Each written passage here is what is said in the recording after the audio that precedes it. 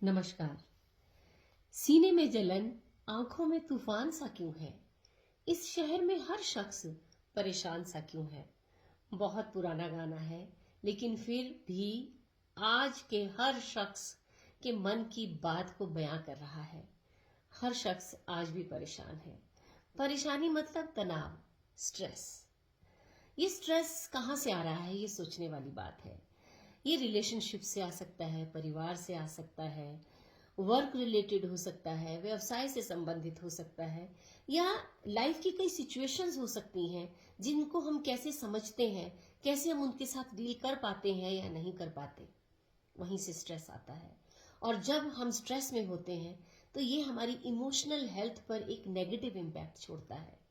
और अगर हमारी इमोशनल हेल्थ ठीक नहीं होगी तो हमारी फिजिकल हेल्थ कैसे ठीक हो सकती है? तो हमारे लिए इमोशनली हेल्दी होना बहुत ज़्यादा ज़रूरी है। तो इसका मतलब हमें अपने आप को स्ट्रेस से दूर रखना है। अब स्ट्रेस को दूर रखने के कई तरीके हैं, बहुत सारी ऑप्शंस हैं।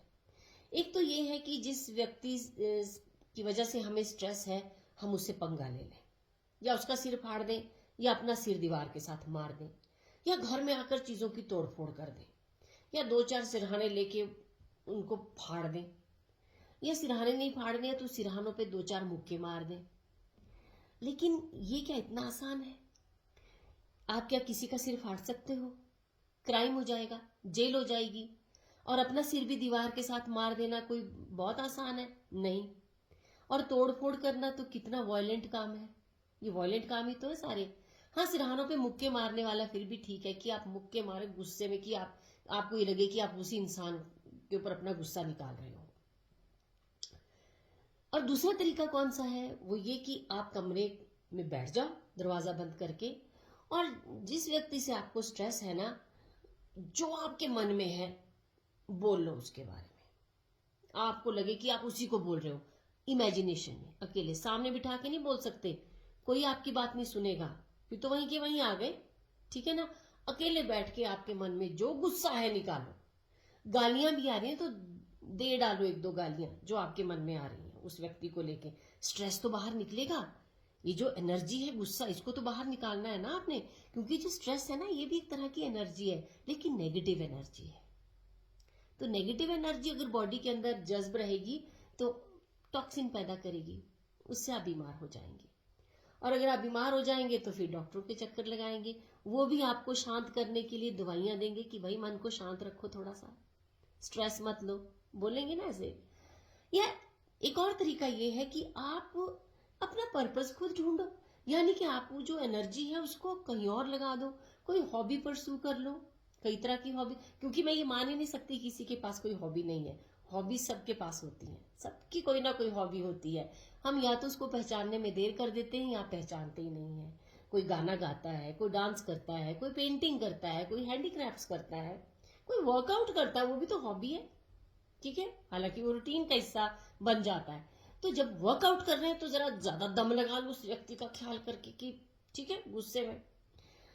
तो गाना अगर नहीं भी आता, दरवाजा बंद करके गाइए, एनर्जी को बाहर निकालिए, वो जो नेगेटिव एनर्जी अंदर ही अंदर आपने इकट्ठी की हुई है। डांस नहीं भी आता, डांस कीजिए। अगर ये सब नहीं हो रहा तो ये गाने, डांस जो है, कई प्लेटफॉर्म्स है, उनको देख लो आप। किताब पढ़ लो, किताब नहीं पढ़नी तो कुछ लिख लो।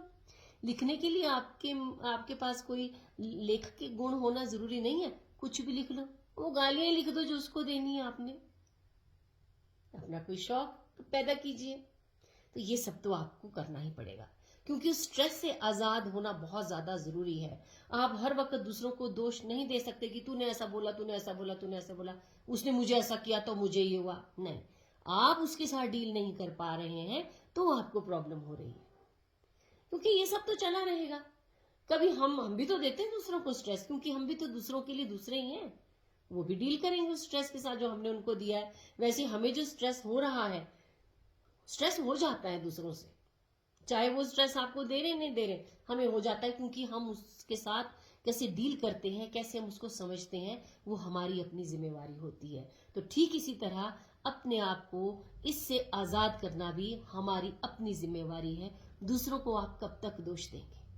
अपने आप से शुरुआत कीजिए, इस ताकत को पहचानिए कि आप इससे आजाद हो सकते हो। ये बहुत जरूरी है, क्योंकि अगर आप स्ट्रेस में रहेंगे तो डिप्रेशन भी हो जाता है कई बार, और ये जो डिप्रेशन होता है ना, ये एक बार परिवार में आ जाए तो ये सबको अफेक्ट करता है।